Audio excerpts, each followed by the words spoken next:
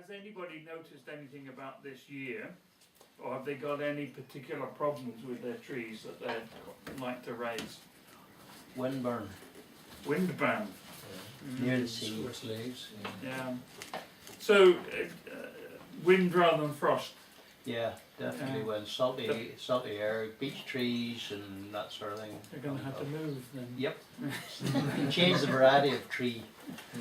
Yeah, I think there's a lot to be thought about in terms of your location. Not just your location generally, but actually your location within any particular environment. One thing that's been very apparent to us running the nursery and speaking to lots of different people who do bonsai, that even within a relatively small town, people who live on one side of the town can find their garden to be providing very, very different conditions for their bonsai than somebody who lives on the other side of the town. You can either be in a frost hollow or you can be on the top of a hill, obviously. You can receive the effects of a lot of buildings around you, which can have a very significant effect on the temperature that you experience in your garden, i.e. If you live in and your house is surrounded by a lot of quite big buildings, your garden may never drop, may be 2 or 3 degrees warmer, is a better way of putting it, than somebody who's got a very open garden with no other houses around. So there's quite a lot of factors that feed into what we consider. Now, you mentioned windburn. There's only a handful of you ever been to Willowbog, I know, but one of the great drawbacks to Willowbog, which is the name of our farm, as a bonsai nursery, is exposure to the wind.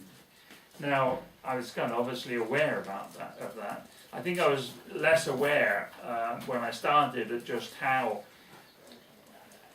much of a disadvantage a windy spot is for bonsai, because we can talk, we might have talked a little bit last time about how the different species that we use for bonsai react to being bonsai. For instance, in winter conditions, we may not bother to protect larch ever because they probably don't need it, whereas we might always protect the trident maple. So there's that aspect to the species, but I don't think any single species at all reacts particularly well to being exposed to wind.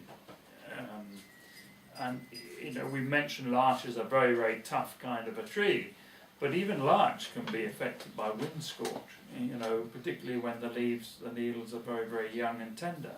So from your own point of view, I think that if you experience wind scorch on trees, then you've got to look at what you can do to mitigate the effect of that.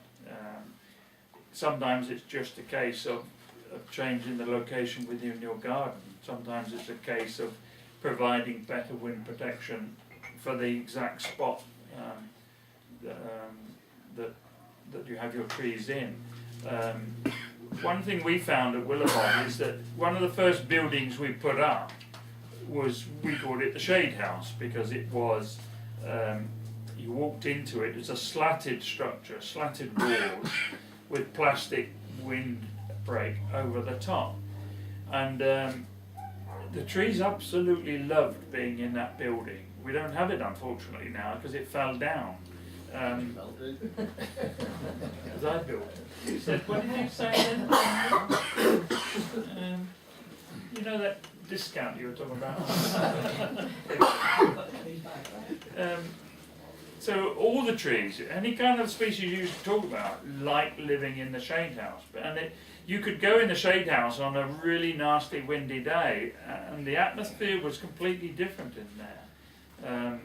So overhead shading can be really, really good for bonsai. Now, quite a lot of experts that I've known over the years, and quite a lot of bonsai books. There's green netting here, wasn't it? Black netting. Black netting.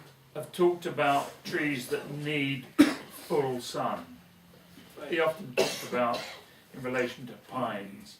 Now, I'm not going to argue the toss about how much they need full sun. It's quite possible they need full sun, I don't know. But they, in my experience, they behave pretty happily in semi-shade as well. They still budded up perfectly well. Now, and if we're talking about pines, a good example of that is white pine. There's a little white pine out there, been out in full sun, just came in with a group of part exchange trees. But the needles are really quite yellowy green on that pine, with having been in full sun. Now, you keep that same tree with 20, 30, even 40% overhead shading, I guarantee you're going to have a much deeper green colour to the leaves. And what does the green give us? The green gives us high levels of chlorophyll in the leaves, gives us a high degree of metabolism within the plant. So, you know, it's going to produce a load more feed with nice dark green needles. So something to think about, you know, if it's not too much physically a problem to do it, or too much of an expense even, have some area of your bonsai corner, your bonsai garden, whatever you've got, with some overhead shading and see how that can affect. We're about second more now. Pardon? We're about second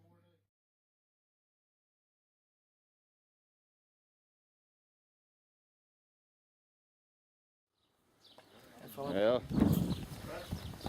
What a good day for that.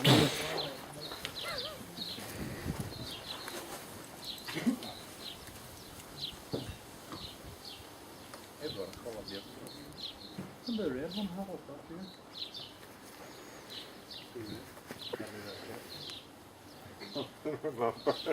I see that many things. That's nice, right, Ben? No. That pork that's nice. Unless it's something I would have some. Purple? It's pure red. That's not a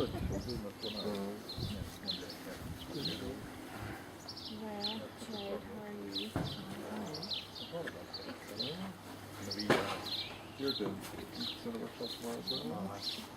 What are you working on tomorrow? You can look the Get the carbon. yeah, the big area.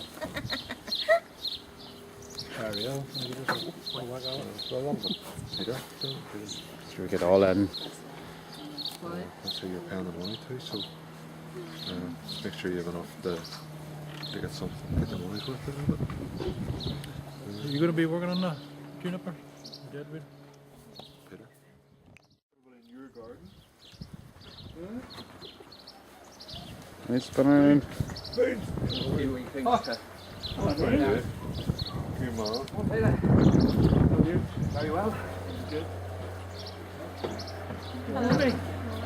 Shoulder there, right?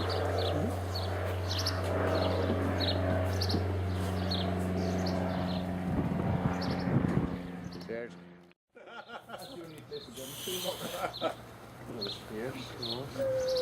Oh dear.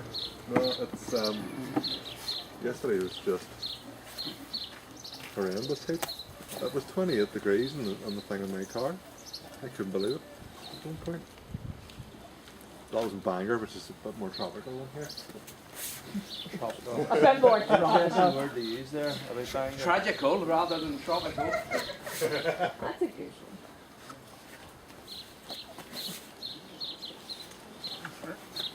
No, bring it around here. Someone had that big pain, right? When stand beside that, Peter, we'll get an idea scale there. It's a lifestyle. That's what happens when you work for them. You get up, you get on with it. Exactly. It's nice too, nice too.